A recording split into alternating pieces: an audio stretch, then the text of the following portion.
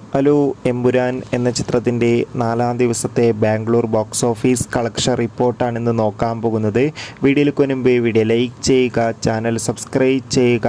March April മാസങ്ങളിൽ അങ്ങോട്ട് ധാരാളം ചിത്രങ്ങൾ OTT റിലീസ് ചെയ്യും. നമ്മുടെ ചാനൽ ഭാഗം പരിശോധിച്ചാൽ നിങ്ങൾക്ക് കാണാൻ വേണ്ടി സാധിക്കുന്നതായിരിക്കും.